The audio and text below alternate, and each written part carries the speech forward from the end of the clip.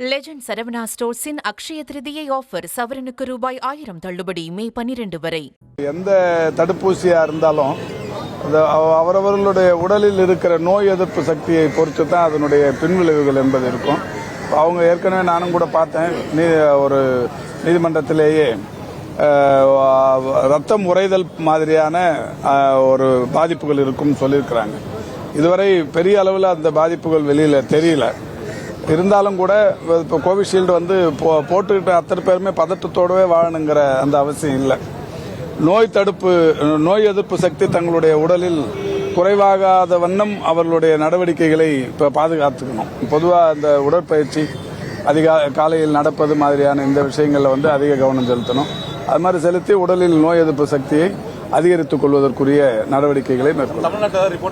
இல்லை, அது மாதிரி லெஜண்ட் சரவணா ஸ்டோர்ஸின் அக்ஷய திருதியை ஆஃபர் சவரனுக்கு ரூபாய் 1000 தள்ளுபடி மே 12 வரை.